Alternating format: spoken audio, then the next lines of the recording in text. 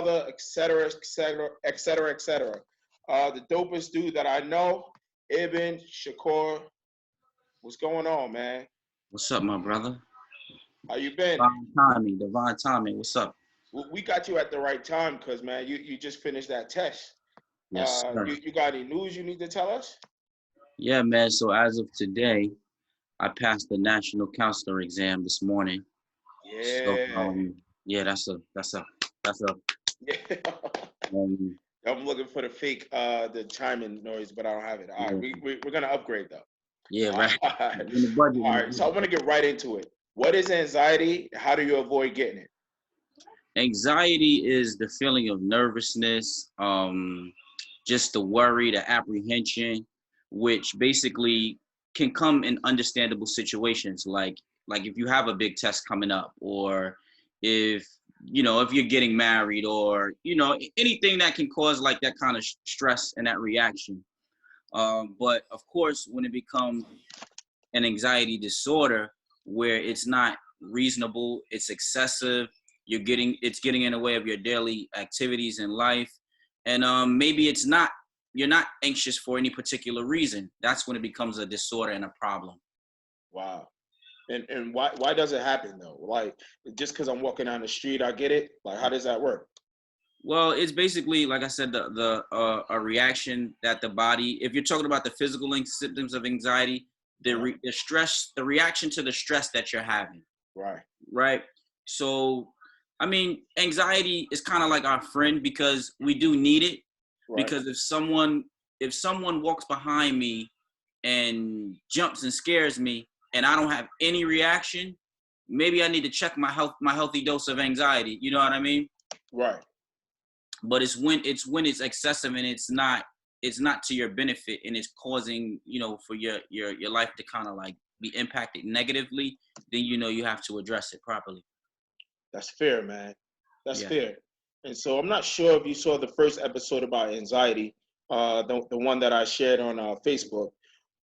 But I speak about getting sleep, breathing exercises, physical exercises, Mhm. mindfulness activities, filling up your cup, and finding a therapist. Tell us about a time when you suffer from anxiety or depression. How did you deal with that? Okay, that's important. The mindfulness activities as far as dealing with it. My psychiatrist, that sounds weird, right? Told me that um, anxiety is about worrying about the future. Depression is more about the past. Mm. So the first time I really started to deal with anxiety, it was when I was at 15 school, and you kind of know about this. I had an experience because I was suppressing all emotions that I had from my childhood, traumatic things that had happened to me, and I had a complete breakdown when I was about 28 years old. Wow. Panic attacks. I went through a major depressive episode where I was crying for no reason, Wow. um, shaking, heart palpitations, uh, everything. So it looks different for different people, but for me, because I'm such a calm person, I knew I was out of whack with all of these crazy racing thoughts and things that weren't really that normally within my normal behavior. Right. And so, I mean, and maybe you will have an answer to this right now, but like, what did that do to your masculinity, man? The fact that like, yo, you're crying randomly, or you're feeling nervous all the time. Like, how did that affect you, man? Um, it just really it made me feel powerless. It Hmm. made me regress to be like a childlike state where I Okay. felt like I had absolutely no control over myself. And it was something that, like I said, because I'm normally a calm person and I can kind of pace myself, it just took me completely out of my element, Right. right? And I Right. think it's important for people to know that it's gonna look different for everyone. Someone may not cry every 3 hours. That person might look like anger to a different person. Right. And this is why when we deal with our young people, um, we have to be mindful of that because you know they might they might be depressed or might be suffering from anxiety, but it looks like aggression to us. Right. Right. So as a man, right, when you're supposed to be strong and get over it, um it just made me feel like I was failing. Right. It was really a transformational time for me in hindsight, but at that moment, I felt like I was a failure, and I felt like I had no control over my own life. Oh wow. Yo, that's crazy, and I appreciate the fact that you were talking about, our kids when they're dealing with anxiety, it might come off as aggression, and Yeah. then as the authoritative figures, we match that aggression with more aggression, Mhm. really not getting anywhere. So I appreciate you saying that, man. So describe how growing up Mhm. affects anxiety. Like what environments breed anxiety, anxious thoughts, or feelings? So basically, high stress environments, especially growing up in your childhood where you're most vulnerable and you're in those developmental stages. Right. High stress, hostile environments will breed these type of disorders. Wow. We all know this. Coming up, bills can't be paid. Like I know when we were young, and I'm sure you can relate to this. Like I remember how much the rent was Yeah. just by hearing. Mhm. Nowadays it's not as kids aren't in this generation isn't as in tune with stuff like that as we were. Facts. Bills, uh, attachment detachment issues with parents. I think that they know, I think that they identify with it, man, but they don't really have words for it. Cause Yeah, like back then I didn't even know it, like I couldn't really name it, but I understood what was going on. You know what yeah, I mean? yeah, yeah. So yeah, I do want to be careful about because sometimes in this generation they have access to so many things, Yeah. right? So things are more available at a higher rate than we had sometimes, which Hmm. kind of can like put a gap between how we perceive things and the value of things, Right. right? Yeah. So the same issues are still there. Still, the game doesn't change, only the players. But with That's right. having so much access nowadays and social media and it becoming desensitized to certain things, there's more of a norm as opposed to what we had to see. Right. And just a sidebar, man, like something crazy happened yesterday with all the police Yeah, officers and yeah, on Boswick and all that craziness. And I woke up and I had anxiety, man. Something it just didn't sit well with me, like just viewing all of that.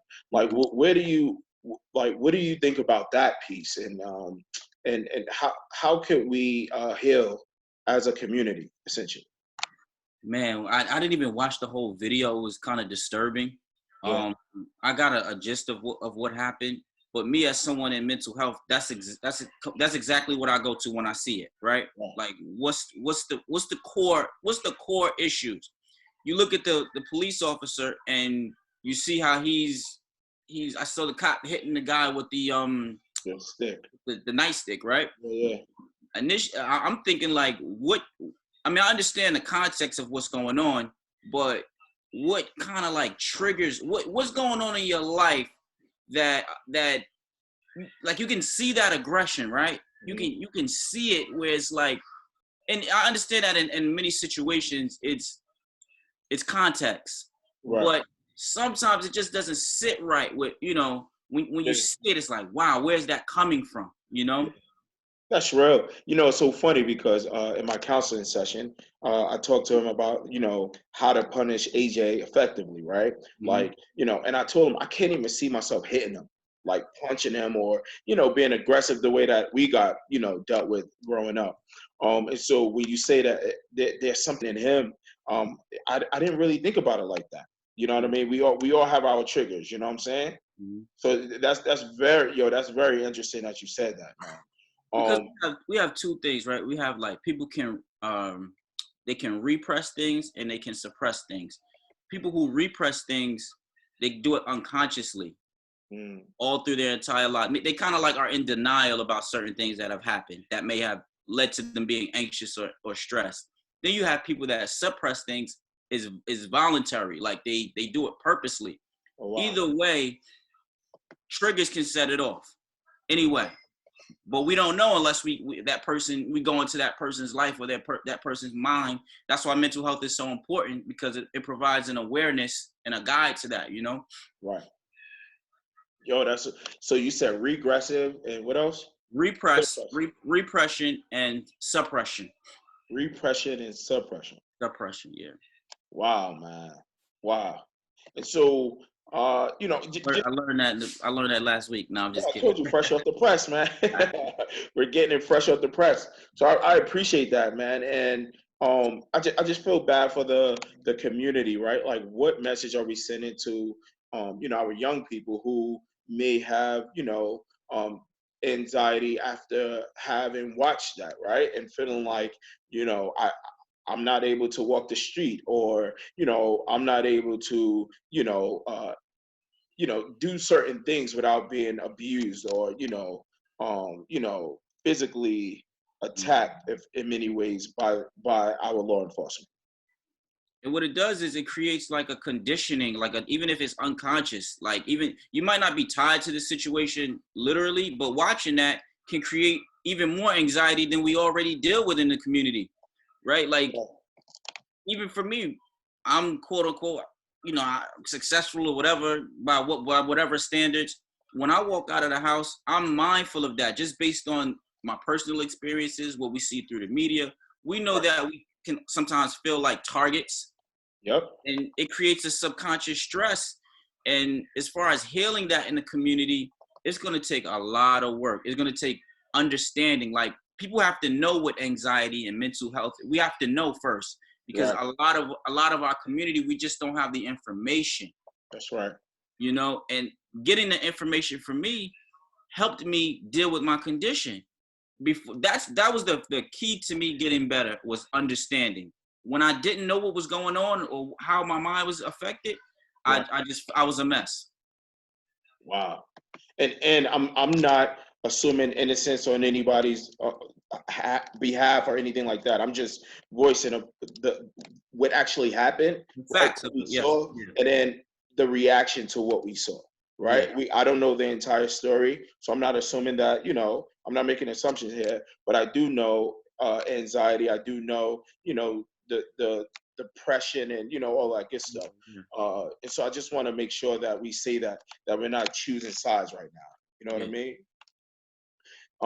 There was a blind spot in my video I submitted, I'm sure. Being that you're fresh off the press, right? I talked about those 5 things, but what other resources or suggestions would you add for the viewers to consider? In terms of getting assistance with mental health and things like that? Yes, sir. And you know how in our culture it is widely known that mental health is like taboo. Like, I know I should have been in counseling a long time ago. When I went through, I've seen, like someone put a gun to someone's head in my family, and it was never even suggested. People knowing my mother's on drugs, my dad's in prison. No one even suggested getting any sort of help, any sort of counseling whatsoever. What did they suggest? Like, what do you feel like people suggested back then? Be strong. Be strong. And prayer, right? And which brings us to a whole nother, issue for another day. But what is the balance between your your spiritual and moral beliefs versus the effects that stress has on the mind and body? How can you have that balance so that you can have your prayer and whatever your religion is, but also address mental health as it is, and look at it as the same way you would look at physical impairments, I mean, so you're saying that Jesus ain't gonna be able to heal me? What you saying right there? Are you trying to get me? Nah. Jesus might put a therapist in your life who can help heal you, or some. He might be able to guide you to some agencies or some resources, as you just asked about, that may put you in a position to be in alignment with your Creator to begin with. I hope that. No, I think that was powerful, man. I think it's powerful because it doesn't have to be either or. Both can exist, and I would even argue that you will be a better servant of your God once you heal your man. You know what I mean? Like, what advice would you give a parent who is dealing with a lot of anxiety? And let me give you the the scenario. Mm-hmm. They have a child who who is struggling with their schoolwork. They are at home doing work from their computers. They have to cook. You know, they're doing other activities to try to keep the kids occupied. But then now they feel a lot of anxiety and pressure and stress and all of that crazy stuff. Yeah, What do you suggest? yeah, because we're all on top of each other right now in the house, right? Yeah, man. I suggest mindful activities of mindfulness, which go. I think it's undervalued in what it can do. Hmm. I don't care if it's 5 minutes. I don't care if it's 2 minutes out of your day. Hmm. It can help center you. When I say mindful activities, I mean meditation. If you want to call it prayer, breathing exercises, because just naturally breathing, like it helps recenter the mind. You think about like when when moms are going through, when they're going through labor, Right. right? They're like, breathe. I don't know what it's like to go through labor, Right. but Right. for someone to be going through that excruciating pain and they're telling you to breathe, that speaks volumes, right? Because it kind of like can settle you in a little bit. Right. And I know it's for a parent in that situation, I know it's easier said than done. Right. And I know for me, sometimes I feel like, well, if I can't go to the gym, I'm not working out at all. Right. But it's the small steps. Right. So you might not have time to meditate 2, 3, 4 hours out of the day, but it might take 5 minutes Right. to help center you and to help pace yourself, because the stress is going to be there. We know it. We're trying to be parents. We're trying to be teachers all at one time. We're Right. probably not going to avoid the stress. We can only kind of monitor how we react to it and how we manage it. Facts. That's so dope. The idea of like managing the stress, right?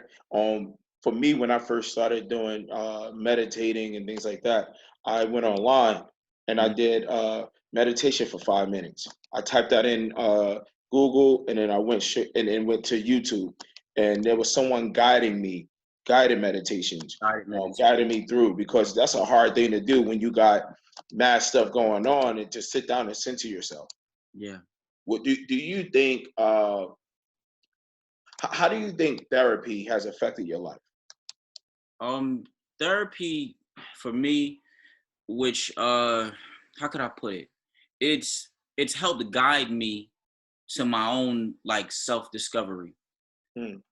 because I think sometimes in our community, a lot of times I hear this like this is no data. This is just me from talking to people. Right. Um, I'm not going to counseling. I don't need nobody to tell me what you know what I mean? Right. Like as if the idea is someone's gonna come in front of you, wave a magic wand, and or do it for you. Right. That's not really what it's about. There's different forms of therapy. A lot of it helps tap into the unconscious minds and things that have been suppressed, things that have been repressed, and it empowers you to do the work on your own. Yeah. You know? A lot of times when people say go to therapy, many times it's romanticized, right? But Yes. for me, it was one of the um, most difficult. I How old were you when you first went to therapy? That's Man, so I was so it was probably like 13 years ago. So I was 23. oh wow, wow. Oh no, but I was at church, and there was a therapist who's also a At pastor your at my church. church. He's also a pastor, Oh, and okay. Oh, wow, he that's said cool. something. Drinking. He said unforgiveness is like drinking poison and expecting the other person to die, Mm, right? And I mm. was like, yo, that's crazy. And I knew that I harbored a lot of unforgiveness for my dad, and so I knew that I Or just wasn't resentment. right mentally. So I reached out to him like, yo, this was a powerful thing that you said, whatever. Um, do you have any recommendations? He started recommending people in the church, and I'm like, nah, I don't trust. Like, I didn't want that type of connection. You know what I'm saying? I wanted somebody who I didn't know. And I go to a spot in Fairlawn, New Jersey right now, because I just wanted that away. I didn't want to feel like I had to keep secrets, because because I knew the secretary in the you know, therapist office, or you know, or that I walked in and somebody knew my therapist, you know, stuff like that. You know what I mean? So do you Uh, think, like, how did therapy do, like, if someone asked you what did therapy do for you, what would you say?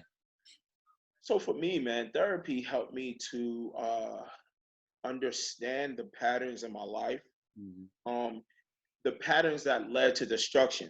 So we all have things that we don't like about ourselves, right? Yeah. And the therapist was able to highlight exactly what it was and why I did the things that I did, and then we worked on how to move forward away from that. You know Mm-hmm. what I mean? So it gave me a perspective, and it gave me tools to be the best version of myself. Mm-hmm. Mm-hmm. You know what I mean? And I like that you said, like it's romanticized, but It was it's hard, bro. it's so important for people to understand what it is. Like, Right, the therapist is gonna, depending on what the issue is, gonna guide you to go back to, like you said, those patterns of behavior that kind of lead to the issues that are in the present.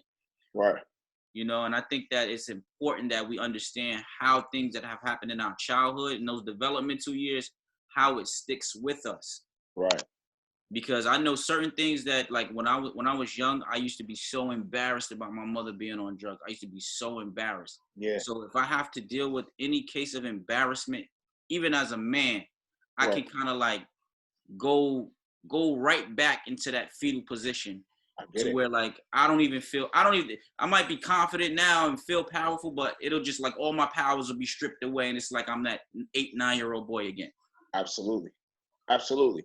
And I continue to go for maintenance because there are times where I get back into that space. And you and I speak about that all the time in terms of like, yo, I don't feel this, I don't feel that, I don't want to do this, I don't think I'm good enough for that, you know, all that craziness. And with the maintenance piece, because I go to him probably like once a quarter now. Oh, The so wow. maintenance piece is really just about like, am I thinking correctly? Am I making healthy decisions? Mhm. And he's more like a life coach at this point. Yeah, yeah. And what is your therapist? Not that it matters, just curious. Like, what's the nationality? So I needed to see a white dude. Okay. One because I had a lot of I guess it was jealous rage of white For, people in for the general. Western, yeah. And then I was able to learn that we're all the same in many ways in terms of what we go through, right? That we're all sharing this human experience, and that you know um, it's really about me changing my perspective. So it was me thinking that, oh, a young white boy had a better life and had the potential to be better than me just because he was white.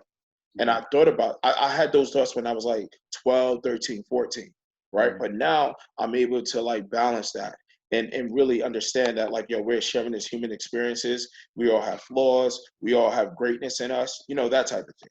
Yeah. But I needed to go to a white male so that I could build a solid relationship with Yo, that's great awareness, him. man. I didn't know that initially, but it was through a lot of ups and downs. I saw about 6 counselors before I settled on him. Yo, I blame Home Alone too. Home Alone, Macaulay Culkin, Yeah, uh, all these characters, Superman. Like, you know what I mean? Michael Like, Jackson, that's, you know, that's you know, yeah. media. What do you call that? Yo, it's just amazing that as men, and then also as men of color, we're talking about this idea of anxiety and mental health, right? Mhm. What role does anxiety play in toxic masculinity? Whew. Um, Toxic masculinity and anxiety. Man, they're So like, go ahead. so for what I'm saying about that is, there were times where it didn't feel right for me to do certain things, but because other dudes were doing it, or they thought that it was cool, dudes I looked up to, they were doing it, I thought that I should automatically do it because I didn't want to be judged as the soft one, or the one who wasn't about it and wasn't a real man, right? And so what role does toxic masculinity has, what role does that play in anxiety? Um, I'm only going to speak for black males, like, because you know our black women have issues, you know, that they have to deal with that as well. But in Right. this particular instance, clarifying like what you're saying, I think it just adds certain aspects of toxic masculinity, adds more stress, more subconscious things that we have to worry about. Like you just said, right? If you felt like you were going to be soft, that's like another anxiety is tied with expectation too. That's fair. So like if you have an expectation that you feel like you have to live up to, then you feel like you can't. That creates more anxiety. I'll give you an example. This is an exclusive, right? When I was about, I want to say about, I was like in the 5th grade. On my block, there was an older girl who I think she wanted to, she wanted to have sex with me, and I was in the 5th grade. In 5th grade, so you were Fifth 10. grade. I was like 10, 10 years 11. old, Okay. some around there. Now, when she said it, I was so scared. I'm like, what? Like, what are you talking about? You know what I mean? I'm still Right. like looking at the my cousin Barbie. Well, what are you talking about? Right. Right.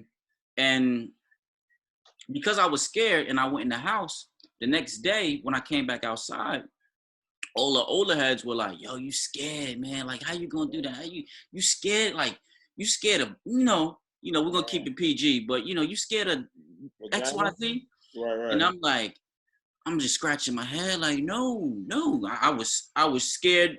What Right. Right. Right. And you should be. You're I 10. should be. I'm 10 years Yeah. old. I don't Yeah. I don't even know about my body like that. Right. But it created an anxiety and kind of like like as I got older, a loyalty to feel like if it's offered to me, Right. I have to take it. Right. Right. You Right. know what I mean? So now I have to feel like Crazy. I have to live up to an expectation, creates more anxiety. So it's like you offer it to me, that's right in my head. You better take it, because if not, Facts. you scared. Facts. You Yo, know? that's powerful, man. They ain't talking about this. Nah, man, they ain't talking about that. And we dealing with so much in our minds, and we don't even understand why. It's like, do you need it? Do you need it? Do you Right. even want it? Right. Or do you feel like you have to do it? You know what I mean? Right. And it's crazy because if you didn't do it, you would have felt like you were weak or essentially like you were gay, right? Yeah, But you knew exactly. you weren't gay. You were just afraid. You were afraid of that experience. 10 years old, man. Like, what am I gonna do at 10 years old, man? Like, and then Right. it leads to like this. Then it's a pattern. So then, of course, you're probably gonna be active earlier in that particular That's situation that I explained, and then now I'm 34. My daughter's almost 13. wow. And it leads to that. In that particular situation, it was like a domino effect. Wow, man. That's crazy. Because like for me, man, my thing is I'm a little bit more sensitive than an average guy, right? And when I Mhm. say sensitive, it's not like you punch me, I'm a cry, right? But Oh, I'm and very that's I'm in the negative tune. connotation that sensitivity has to it, right? Yeah, yeah. I'm in tune um with the emotional needs of people in general, Mhm. right? And so I naturally navigate to women all the time, man. And I'm very nurturing in that way, where I'm very comforting, how are you? How are you feeling? You know what I mean? That type of thing. And so that in and of itself, right? Label me as like, yo, you're soft, you're gay, you're whatever, which caused anxiety because I felt like other dudes in our community wasn't necessarily accepting me or they were judging me based on the fact that like, I chill with chicks and things like that, right? And so it was just hard, right? Because I'm a guy who's like, yo, what do you think the psychological impact that had on your life? What do you think that was, right? Um, the average dude, and as a married man, I see this that we don't hold each other accountable in many Us ways. as men. As men, no, Mhm. we don't hold each other accountable. If Mhm. another married dude, and I've been guilty of this, right? Another married dude, one of my friends, it would be like, yo, I'm about to do X, Y, and Z. I'd be like, all right, Joe, make sure you safe. You know what I'm saying? I don't be like, yo, don't do it. You know Yeah. what I mean? Think about your kids, think about your wife, think about right. I'll be like, all right, make sure you safe. That's how I used to operate. But it's like, imagine being 11 and 12, saying to them like, yo, Don't do that. Don't do this. Think about this. How are you feeling? Yo, most of the dudes 11, 12, yo, they want to play basketball. They want to, you know what I mean, play games. They want to be in the street running around. They ain't talking about like, yo, what do you think the psychological ramifications of this? Yeah. And it's like, yo, I just want to know what is in the heart of the people. That's all I want to know. That, well, like, how are you tending to your heart? How are you tending to your needs? And I've always been like this, and it just gets a bad rep. You know what I'm saying? Rap. That's crazy because like now when you look at it, that's like the characteristics of a healer. Yeah. But especially in the era that we grew up, 90s, Community. I mean, that's looked at as like even now when you're talking about it, I'm like, what is that? Like I never thought like that. You know what I Yeah. mean? Yeah. And it's crazy. It's crazy. And so yeah, I always think about that anxiety piece with the toxic masculinity. What And is for you, what is like the I have a question, right? mhm. Like, do you think that like the narrative of toxic masculinity, do you think that there's a healthy dose of masculinity, or it should just there should be no definition of masculinity? That's a very good question. But Eben, this is my interview, man. You're trying to take Oh, over. I'm sorry, No, my no, no. bad, I'm only my playing. bad. I'm only playing. Nah. I do believe in gender identities, right? I do believe the idea of masculinity. Mm-hmm. Um, I just don't think that it needs to be destructive masculinity. I don't Gotcha. think that. That's a good way to put it. Yeah. You know what I mean? I don't think that you need to, sleep with a bunch of women in order to be masculine. I don't think that you need Yeah. to, hold a gun or have a Yeah. certain amount of cars or whatever. I think being masculine is really about taking care of your responsibility. Mhm. Not. I cannot be friends with a man who isn't a father to his children, whether the child is in his house or not. If he's not fathering his kids, this is a very difficult is a very difficult situation, and it's more than likely we're not going to be friends. Like you said, holding each other accountable. Yeah, yeah, yeah. I believe that a man, uh, and this is what I teach my young men, that Mhm. you should be an owner of something, right? You should own something, land, your business, your home, a bunch of things. You should be an owner of something. I just believe that men, should, not that women shouldn't, but I believe that is a characteristic of a man to go and like hunt for something. I think it's innately us, right? And I also think that masculinity has to do with I said being responsible, taking owning stuff, and also being a loving head of your situation, right? Mhm. For me, I'm a loving head of my marriage, right? And I take control of what happens in my household. My wife is a manager, right? But I'm definitely the visionary for the Mhm. space. Equally as important. Absolutely. Yeah. And Yeah. so, what about you? For Same me, question. I like what you said about masculinity. I wouldn't. I didn't. I never knew how to really articulate that. Hmm. I think that there should be for young men, you know, because look, like with Hmm. my son, the 5-year-old, Hmm. like, we were taught like, don't cry. You know what I mean? Yeah. But what I teach him is you can cry, especially if you're feeling some type of way. I want you to express those emotions. If you need to let it out, don't suppress it because it's gonna come back and bite you. But I Right. also try to explain to him that you shouldn't whine about things that may not have a certain of levels of significance. I want you to hold yourself accountable and just do better in those instances.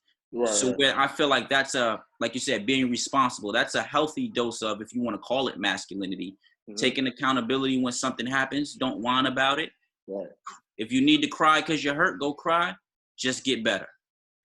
It's funny because my one of my homegirls, she has two boys and a daughter, and her Mm-hmm. daughter cries all the time. And she goes off like, "Stop crying, stop crying." Her daughter's like, "That's what we say to our young men." But I agree with you, absolutely. Yo, cry if you need to. But we don't want to be whining and complaining. Like, I Yeah. need you to be solution oriented, right? You can't get into the refrigerator. What are you gonna do, right? Like, Right. go and get a chair, figure that out, right? Yeah. Just solution oriented, not whining about stuff. That's just, yeah. Yeah, yeah, but I'm not telling him don't cry because you are a boy. No. Cry. I wish somebody would have told me that a very long time ago. Yeah, man. And honestly, man, on a happier note, I feel like we are the generation that's changing the narrative when it comes to raising our children, being active. And I'm not saying being like just living in the house with them, but like legit, not babysitting them, right? But being very active in their lives. I think that this is a generation where things are shifting. Um, I ride down the Ave and I see a bunch of men taking their children to school. I think that's refreshing, man. Walking, talking, laughing. I see some games being played while they're walking. I think we're changing the entire discourse of the family um, moving forward. Yeah, I think our generation is like the leaders of that shift. Yeah, Like we're like on the tail end of like the ones who raised us from like the old school, right. but yet we're walking right into that Facebook, Instagram era. We're like the first ones, you know what I mean? Absolutely. So we're like that, those 80s babies. I think 80s babies are the best babies. That's what I think too, but I could be biased. I'm not sure. Yeah, might So, be. any last thoughts or ideas or comments? I just think that for me personally, I know I'm gonna try to be that example and do the work even when I don't want to. I won't say when I don't want to, when I don't feel like it, because Yeah. I understand that it's bigger than me. It's bigger than you. It's way bigger than all of us. And even this conversation here of being vulnerable and you expressing certain things about yourself and me opening up, I just want it to be an example and be like the new norm to where we can kind of like alleviate some of these things and have better understanding of what mental health is, this is just a portion of it. It is so much Absolutely. more, you know. Absolutely. So, we first of all, again, congratulations. I probably Thank said you, it to you thank like you, 15 times, and I probably do it another 15 thank you. because I'm just like proud of you, not in a like big brother type of way, but just Nah, man, average. you older than me, so you. Only by a couple of months. No, no, no, nah. I got you by a couple of years, but just proud of who you are and what you come from and what you're committed to becoming. I Thank you, think bro. that's powerful, man. And your life is a testament uh, to who you are and what type of influence you will have in the community. And so I'm thanking you, and I appreciate you, and I'm sure. There's onions in here. Is it onions? Nah. But now, likewise, bro, Yeah, man. you're a leader, you're a mentor, a role model, and an example, not just for the kids, but just for like minds and men around you. So, I mean, I wish I had your engine. I studied for that test so long, and I think I might have to go into like a cocoon just to recharge. You know, I'm not like you. It's all worth it, man. It's all worth it. So thank you so much for listening to the Right Perspective Live. I know you're walking away with a bunch of tools in your toolbox. Feel free to reach out to Ibn Shakur Yes, sir. via Facebook or Instagram Be or mindful. Give email. yourself 5 minutes a day at least. Yeah, absolutely. You can email him questions, concerns, or comments. He's here for you, just like the rest of us. And I'll see you in 2 weeks. We're going to be talking about mourning for the month of May and the idea of mental health. We're going to be talking about the topic of mourning, which I think is so appropriate. Again, thank you, and I'll talk to you. I'll call you later. All right, brother. All right, peace, bro.